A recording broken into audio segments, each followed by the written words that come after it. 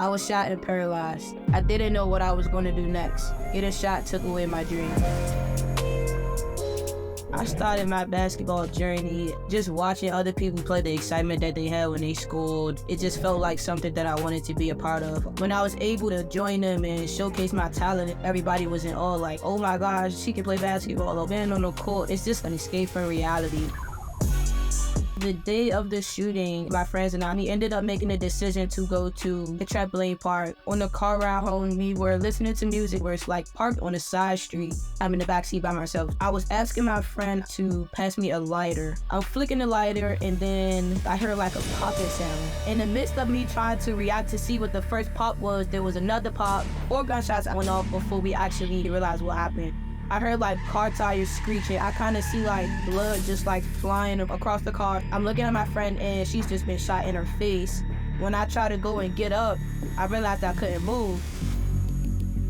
My mom ends up coming to the scene, explaining my condition to the police. They end up pulling me out of the car. The ambulance gets there. They're examining my body, trying to see where exactly the gunshot wound is. I'm literally screaming to them like, it's in my back. They set me on the concrete and immediately I literally just like fell over, face down on the concrete. I cannot move. Last thing I remember, I get into the ambulance. Waking up in the hospital, it was a relief. Looking down at my stomach, it's in like almost 30 staples. My nurses and my doctor started rushing in, and comes the question, close your eyes, I'm gonna touch you and tell me if you feel it. I'm waiting to feel the touch and I never felt it. It was like, well, you're gonna be paralyzed from the waist down. So when the bullet hit my back, it punctured the sac around my spine. My bullet moved through my lower back, went through my stomach, through my small intestine. It stopped in my right thigh. I survived the shooting, but then now what I look at as my life is literally being ripped away from me. Basketball was literally an outlet for me. What the hell am I going to do? I was in the hospital bed. I woke up and I was like cold, and I forgot that I couldn't move my legs. I tried to move the cover up and it was like my foot twitched. I'm looking at my foot like my foot is moving. I'm in shock, kind of wanted to cry.